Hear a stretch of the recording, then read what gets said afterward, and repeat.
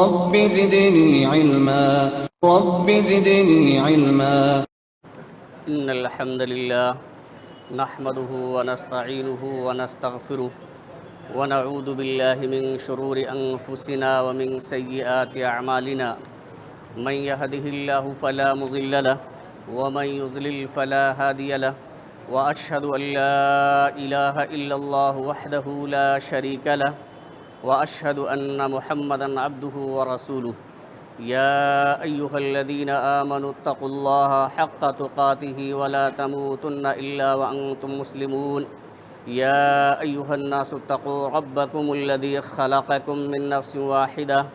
وخلق منها زوجها وبث منهما رجالا كثيرا ونساء، واتقوا الله الذي تساءلون به والأرحام إن الله كان عليكم رقيبا.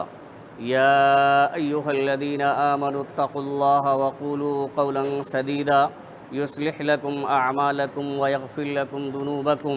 ومن يطع الله ورسوله فقد فاز فوزا عظيما. أما بعد،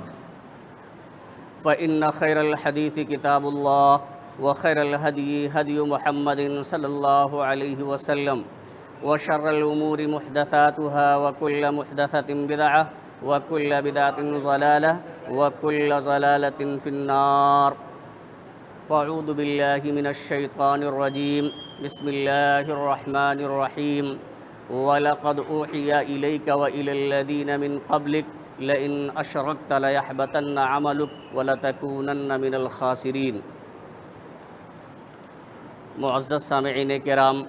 حاضرین مجلس، امت مسلمہ کے نوجوان ساتھیوں اور عزیز بچوں،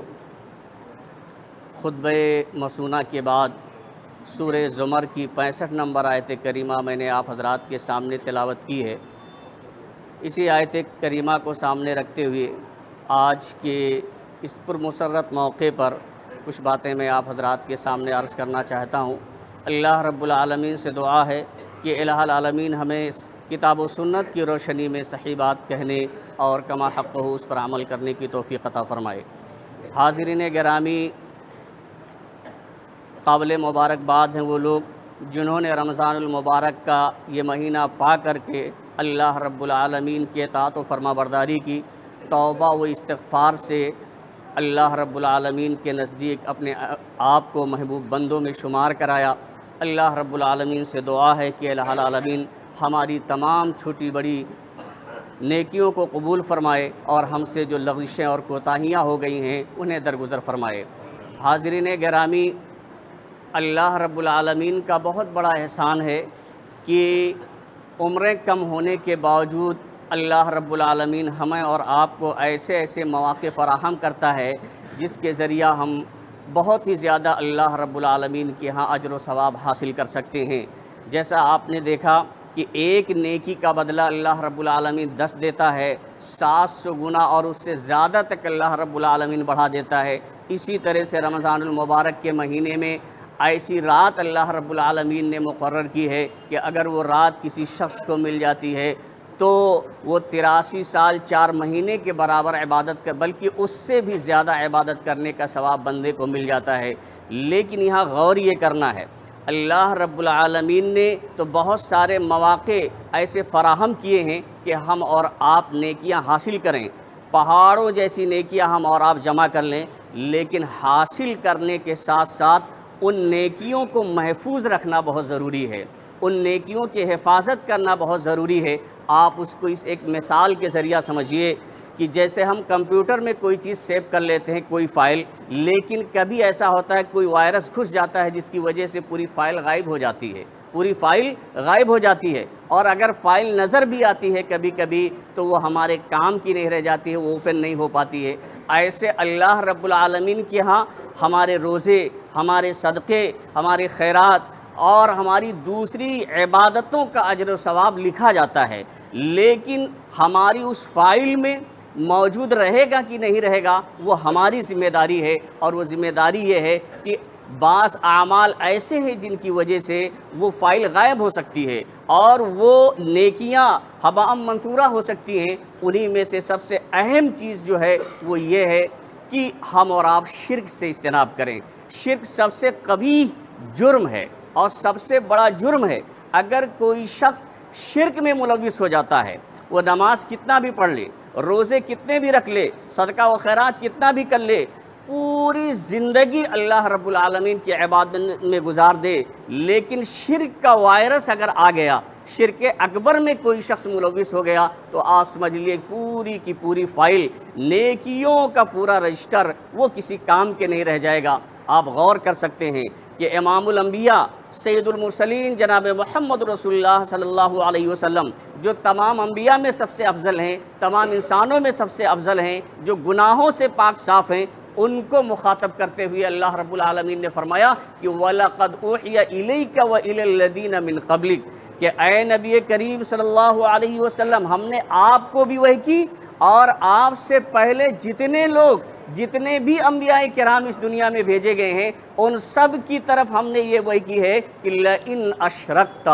کہ اگر آپ شرک کر بیٹھیں گے۔ بتائیے نبی کریم صلی اللہ علیہ وسلم یا اسی طرح سے آپ سے آنے والے تمام انبیاء کرام، کسی سے اس بات کا اندیشہ ہی نہیں ہو سکتا تھا کہ وہ لوگ اللہ رب العالمین کے ساتھ شرک کریں، اللہ رب العالمین کے ساتھ کسی دوسرے کو پکاریں، لیکن اس کے باوجود امت کو اس سے شرک سے بچانے کے لیے ہمارے پیشوا، ہمارے نبی صلی اللہ علیہ وسلم کو مخاطب کر کے اللہ رب العالمین نے فرمایا کہ اے نبی، ہم نے آپ کی طرف وحی کی ہے اور آپ سے پہلے جتنے بھی انبیاء کرام اس دنیا میں بھیجے گئے ہیں، سب کو یہ وحی کر دی ہے کہ لَإِنْ أَشْرَكْتَ، کہ اگر آپ شرک کر بیٹھیں گے، آپ اللہ کے ساتھ کسی کی عبادت کر لیں گے، آپ اللہ کے ساتھ کسی دوسرے کو بھی حاجت روا سمجھ لیں گے، آپ اللہ کے ساتھ کسی دوسرے کو بھی مشکل کشا سمجھ لیں گے، آپ کسی دوسرے کو فریاد رسا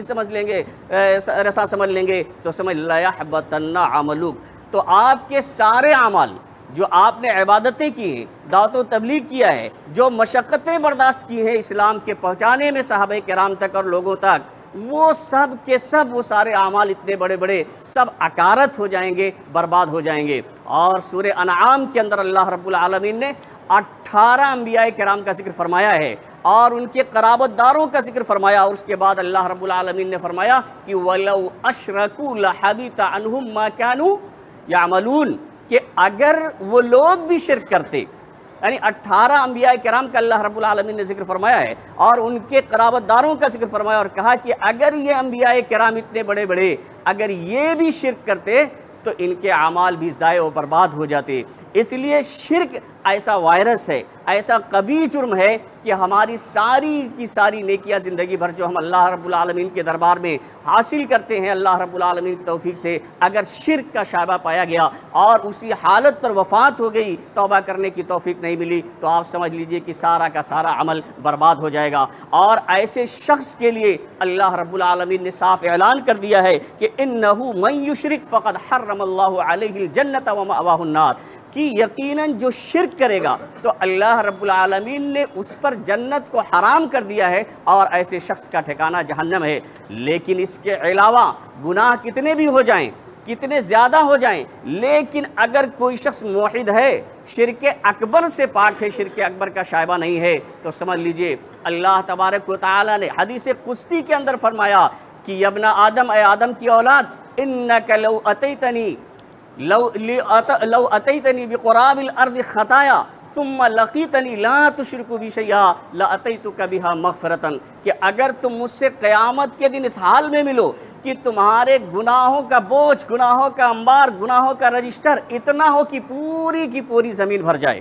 یعنی اتنا کثرت سے آپ نے گناہ کیا ہے کہ پوری زمین آپ کے رجسٹر سے بھر جائے آپ کے گناہوں سے، لیکن تمہاری حالت اگر ایسی ہے کہ میرے ساتھ کسی کو شریک نہیں ٹھہرایا ہے، میرے ساتھ کسی کو ساجی نہیں ٹھہرایا ہے، تو اتنے ہی میں مغفرت لے کر کے تم سے ملوں گا، یعنی ان تمام گناہوں کو بخش دوں گا، لیکن اللہ رب العالمین شرک کو معاف نہیں کرے گا۔ اگر اسی حالت پہ کوئی شخص مر گیا، اللہ رب العالمین نے قرآن میں اس کی نامعافی کا اعلان کر دیا ہے کہ ان اللہ لا یغفر ان یشرک بہ ویغفر ما دون ذلک لمن یشاء، کہ اللہ رب العالمین شرک کو معاف نہیں کرے گا اور اس سے کمتر درجے گناہ کو معاف کر سکتا ہے۔ اور شرک کیا ہے؟ یعنی شرک کی بہت ساری قسمیں ہیں۔ بھئی دعا اللہ سے کرنا ہے، کسی اور کے سامنے ہاتھ جوڑ کر کے کھڑے ہو جانا، اسی طرح سے کسی مصیبت میں پھنس جائیں اللہ کو پکارنا ہے، کسی اور کے سامنے ہاتھ جوڑ کے کھڑے ہو جائیں، یہ شرک ہے۔ اسی طرح سے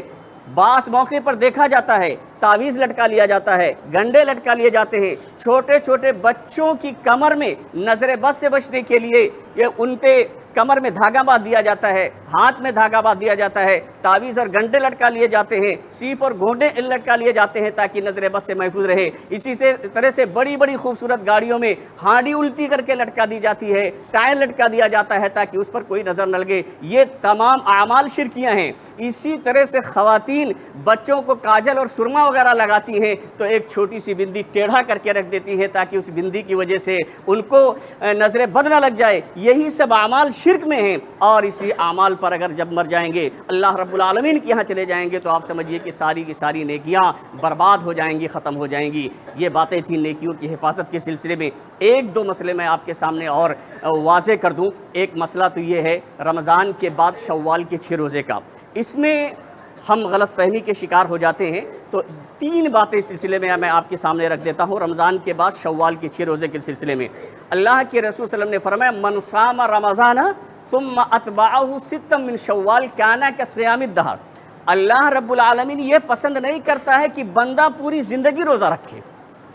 کوئی شخص کبھی افطار نہ کرے، روزانہ روزہ رکھے، یہ حرام ہے، ناجائز ہے۔ اللہ تعالیٰ اس بات کو پسند قطعاً نہیں کرتا ہے، لیکن اللہ رب العالمین یہ پسند کرتا ہے کہ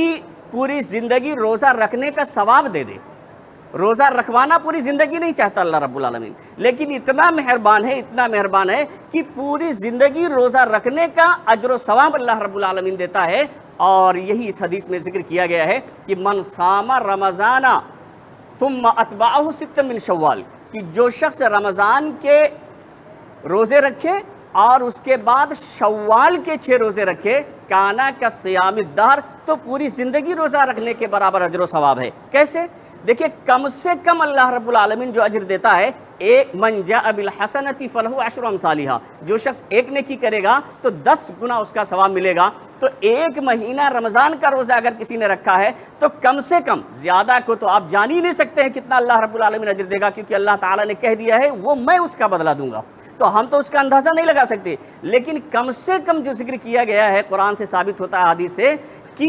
10 نیکیاں ملیں گی، تو ایک مہینے کا اگر کسی شخص نے روزہ رکھا ہے تو گویا کہ 10 مہینے کا اجر و ثواب بالکل مل جائے، کم سے کم یہ ہے۔ اور پھر اس کے بعد 6 روزے رکھتا ہے تو اب 10 چھک 60 ہو گئے، 2 مہینے روزے رکھنے کے برابر ثواب مل گیا۔ اور سال میں صرف 12 مہینے ہوتے ہیں، اگر کوئی شخص رمضان کا روزہ رکھتا ہے اور ساتھ میں شوال کے 6 روزے رکھتا ہے، اپنی زندگی میں معمول بنا لیتا ہے، تو گویا کہ اس نے پوری زندگی روزہ رکھا، پوری زندگی وہ روزے کی حالت میں رہا۔ اب یہاں ایک چیز جان لیں کہ یہ روزہ چاہے آپ لگاتار رکھیں، یہ کوئی ضروری نہیں ہے کہ لگاتار ہی ہو، اگر چاہیں آپ ناغا کر کے رکھیں، 6 من شوال ہے، شوال کے مہینے میں 6 روزہ رکھنا ہے۔ اب چاہے لگاتار رکھ لیں یا آپ ایک چھوڑ کر کے 2 دن چھوڑ کر کے، جس طرح سے چاہیں، بس شوال کے مہینے میں 6 روزہ رکھ لینا ہے، ایک بات۔ دوسری بات یہ ہے کہ بہت سارے لوگ یہ سمجھتے ہیں کہ نہیں، شوال میں عید الفطر کے بعد پہلا روزہ رکھنا ضروری ہے، اگر پہلا روزہ چھوٹ گیا تو پھر شوال کے وہ 6 روزے نہیں ہو سکتے ہیں، اس کے بعد کبھی بھی رکھیں۔ اس کی حدیث میں کسی طرح کی کوئی صراحت موجود نہیں ہے، آپ عید الفطر کے بعد پہلا روزہ رکھیں یا نہ رکھیں، بس شوال کے مہینے میں 6 روزہ اگر آپ رکھ لیں گے کسی بھی وقت، بس شوال کا مہینہ ہونا چاہیے، یہ قید ہے شوال کی، 6 من شوال، تو اللہ رب العالمین اس کا اجر عطا فرمائے گا۔ اور تیسری چیز یہ ہے کہ بعض لوگوں کے ہاں، جیسے بعض خواتین حائض میں ہونے کی وجہ سے یا اور کسی وجہ سے جب روزہ چھوٹ جاتا ہے تو قضا ہوتا، فرض روزہ قضا کرنا ضروری ہے، تو بعض لوگ یہ سمجھتے ہیں کہ بھئی جب تک اس فرض روزے کی قضا نہ کر لیں خواتین، تب تک نفلی روزے نہیں رکھ سکتی ہیں، کیونکہ فرض پہلے ادا کرنا ضروری ہے۔ لیکن یہاں ایک بات واضح ہونا چاہیے، حضرت عائشہ صدیقہ رضی اللہ تعالیٰ عنہ کہتی ہیں کہ رمضان کے چھوٹے ہوئے روزوں کی قضا ہم شعبان تک کیا کرتی تھیں، یعنی اتنا وقفہ، یعنی دوسرے رمضان کے آنے سے پہلے شعبان تک ہم اس کی قضا کر لیتی تھی۔ تو معلوم یہ ہوتا ہے کہ جو فرض روزے کی قضا ہے، جو خواتین کے روزے چھوٹ جاتے ہیں، تو اس کی قضا میں وسعت ہے، یعنی پورے سال اللہ رب العالمین نے موقع دیا ہے، کبھی بھی کر لیں تو قضا وہ ہو جائے گی۔ لیکن جو شوال کے یہ 6 روزے ہیں یہ تو مقید ہیں شوال کے ساتھ، اگر شوال کا مہینہ گزر گیا تو اور آپ بعد میں رکھتے ہیں تو وہ فضیلت نہیں مل سکتی ہے۔ اس لیے اس بات کا انتظار نہیں کرنا چاہیے خواتین کو کہ پہلے فرض کی قضا ہو جائے اس کے بعد ہی رکھیں، نہیں، وہ فرض کی قضا کی وسعت دے رکھی ہے اللہ اس کے رسول نے، تو وہ سال میں کسی بھی وقت ہو سکتا ہے، لیکن شوال کے روزے اگر اس کا اجر و ثواب حاصل کرنا چاہتی ہیں تو وہ کر لیں۔ یہ 3 باتیں اس سلسلے میں تھیں۔ اور ایک بات اور کہ خواتین کے دیکھیں نفلی روزے کے لیے خواتین کے لیے ایک شرط بھی اللہ کے رسول صلی اللہ علیہ وسلم نے بیان فرما دی ہے کہ لا یحل للمرأة ان تصوم وزوجها شاہد، کہ کسی الا باذن، کسی عورت کے لیے جو شادی شدہ ہو اور اس کا شوہر اس کے پاس موجود ہو تو شوہر کی موجودگی میں بغیر اس کے اجازت کے وہ نفلی روزہ نہیں رکھ سکتی ہے۔ فرض روزے میں اجازت کی ضرورت نہیں ہے اجازت کی، لیکن اگر وہ نفلی روزہ رکھنا چاہتی ہے اور شادی شدہ ہے، اس کا شوہر اس کے پاس موجود ہے تو بغیر اس کے اجازت کے اسے روزہ رکھنا جائز نہیں ہے۔ یہ اللہ کے رسول صلی اللہ علیہ وسلم کا حکم ہے۔ ہو سکتا ہے آپ نفلی عبادت کرتی ہیں، شوہر کی اطاعت فرض ہے اور کوئی ایسا عمل ہوا آپ سے چاہے جس کی وجہ سے آپ کا روزہ ٹوٹ جائے، اس لیے پہلے اس سے اجازت لینا ضروری ہے۔ اگر اجازت نہیں لیں گی تو ممکن ہے کہ وہ گنہگار ہو جائیں۔ اور ایک بات اور اس سلسلے میں، خواتین کو چونکہ آج کا نظام چونکہ بہت ہی خراب ہو گیا ہے، اس لیے اب زیادہ میں آپ کا وقت نہیں لوں گا، لیکن ایک بات یہ ہے، یہ تو الیکٹرک چیز ہے، کبھی بھی کچھ ہو سکتا ہے، لیکن خواتین کو عیدگاہ جانے کے سلسلے میں اللہ کے رسول صلی اللہ علیہ وسلم نے حکم دیا ہے۔ ام عطیہ رضی اللہ تعالیٰ عنہ کہتی ہیں کہ اللہ کے رسول صلی اللہ علیہ وسلم نے ہمیں حکم دیا کہ ہم قریب البلوغ لڑکیوں کو، حائضہ عورتوں کو اور پردہ نشین خواتین کو عید الفطر اور عید الاضحیٰ میں عیدگاہ لے جائیں۔ جہاں تک بات ہے حائضہ عورت کی، بھائی جو عورت نماز پڑھ سکتی ہے اس کے لیے تو بات سمجھ میں آتی ہے، لیکن جو نماز پڑھنے کی صلاحیت نہیں رکھتی، سرے سے اللہ نے معافی کر دیا ہے، پھر اسے لے جانے کا حکم کیوں دیا؟ تو کہتی ہیں کہ حائضہ جو عورت ہے وہ عیدگاہ سے الگ رہے گی، جائے نماز سے تو الگ رہے گی، لیکن مسلمانوں کی دعاؤں میں، خیر و برکت کے کاموں میں وہ شامل رہے گی۔ حضرت ام عطیہ کہتی ہے کہ میں نے اللہ کے رسول صلی اللہ علیہ وسلم سے پوچھا اگر کوئی بہن ایسی ہے جس کے پاس جلباب نہیں ہے، چادر نہیں ہے، نقاب نہیں ہے، وہ پردہ کرنے کا کپڑا نہیں ہے تو وہ کیا کرے؟ تو آپ صلی اللہ علیہ وسلم نے نہ تو یہ فرمایا کہ بغیر بڑی چادر کے، بغیر پردے ہی کی چلی جائے، نہ تو یہ فرمایا کہ وہ نہ جائے گھر ہی پہ پڑھ لے، بلکہ آپ صلی اللہ علیہ وسلم نے فرمایا کہ اس کی کوئی بہن اسے مگنی دوپٹہ دے دے، کوئی بہن اسے مگنی نقاب دے دے، جلباب چادر دے دے، جسے اوڑھ کر کے پہن کر کے وہ جا کر کے مسلمانوں کی دعاؤں میں شریک ہو جائے اور نماز پڑھ سکے، واعظ و نصیحت میں شریک ہو سکے۔ تو سامعین کرام، اس حدیث سے معلوم ہوتا ہے کہ خود بھی عیدگاہ جانے کے ساتھ ساتھ اپنے خواتین کو، اپنی بیوی، اپنے بچوں کو ہم ساتھ میں لے جائیں۔ یہ اللہ کے رسول صلی اللہ علیہ وسلم کا بڑی تاکیدی حکم ہے۔ اور اسی طرح سے ایک مسئلہ اور ذکر کر کے میں اپنی بات ختم کر دیتا ہوں کہ دیکھیے تحیۃ المسجد کا ہے، یہ بات ہمیں اور آپ کو ذہن میں رکھنا چاہیے کہ اللہ کے رسول صلی اللہ علیہ وسلم سے یہ ثابت نہیں ہے کہ عیدگاہ کے اندر 2 رکعت جو عید الفطر یا عید الاضحیٰ کی نماز پڑھی جاتی ہے اس کے علاوہ آپ صلی اللہ علیہ وسلم نے کوئی نماز اس سے پہلے یا اس نماز کے بعد آپ نے پڑھی ہو۔ یعنی اگر کوئی شخص عیدگاہ میں جاتا ہے جس میں عیدگاہ میں نماز پڑھنا افضل ہے تو نہ تو پہلے کوئی نماز پڑھ سکتے ہیں اور نہ ہی بعد میں، لیکن اگر کسی وجہ سے مسجد میں اس کا قیام ہوتا ہے تو اس کا مسئلہ الگ ہے۔ بعض نمازیں سببی ہوتی ہیں جو کسی سبب اور وجہ کی وجہ سے پڑھی جاتی ہیں، جیسے تحیۃ المسجد ہے، جب مسجد میں داخلے کی جو 2 رکعت پڑھی جاتی ہے تو یہ سببی نماز ہے۔ اسی طرح سے چاند گرہن کے موقع پہ جو نماز پڑھی جاتی ہے وہ سببی نماز ہے، سورج گرہن کے موقع پہ جو نماز پڑھی جاتی ہے وہ سببی نماز ہے۔ تو جب سبب پایا جائے گا اسی وقت یہ نماز پڑھی جائے گی۔ جیسے فجر کے بعد کوئی نماز نہیں ہے، لیکن آپ فجر کی نماز گھر سے پڑھ کے مسجد سے چلے اور یہاں پھر آپ مسجد میں داخل ہوئے تو آپ تحیۃ المسجد پڑھیں گے، وہاں وہ حکم لاگو نہیں ہوگا۔ اسی طرح سے چونکہ اللہ کے رسول نے فرمایا ہے کہ اذا جاء احدکم الی المسجد، جب تم میں سے کوئی شخص مسجد میں آئے، یا اذا دخل احدکم المسجد فلا یجلس حتی یصلی رکعتین، تو نہ بیٹھے جب تک کہ 2 رکعت نماز نہ پڑھ لے۔ تو مسجد میں اگر آپ عید الفطر یا عید الاضحیٰ کی نماز پڑھنے کے لیے آئے ہیں تو چونکہ مسجد ہے یہ، تو مسجد میں آپ 2 رکعت تحیۃ المسجد پڑھ سکتے ہیں۔ میری معلومات کی روشنی میں یہی بات صحیح معلوم ہوتی ہے۔ اللہ رب العالمین سے دعا ہے کہ الہ العالمین ہمیں کتاب و سنت کے مطابق زندگی گزارنے کی توفیق عطا فرمائے۔ الہ العالمین ہم سے جو چھوٹی بڑی کوتاہیاں ہو گئی ہیں انہیں تو درگزر فرما دے۔ الہ العالمین جو بھی ہم سے چھوٹی بڑی نیکیاں ہوئی ہیں، جو بھی ہم نے تیرے اطاعت کی ہے، اللہ رب العالمین تو اپنے یہاں صف قبولیت سے نواز دے۔ الہ العالمین مسلمان جہاں کہیں بھی پریشان ہوں تو ان کی مدد فرما۔ الہ العالمین ہمیں ہمیشہ پوری زندگی کتاب و سنت کے مطابق زندگی گزارنے کی توفیق عطا فرما۔ الہ العالمین ہمیں شرک جیسی وبا اور بیماری سے ہماری تو حفاظت فرما۔ الہ العالمین ہمیں تا حیات توحید پر قائم رکھ۔ الہ العالمین ہمارے اندر جس طرح کے بھی اختلاف و انتشار ہوں الہ العالمین تو دور فرما دے۔ وآخر دعوانا ان الحمد للہ رب العالمین، والسلام علیکم ورحمۃ اللہ وبرکاتہ۔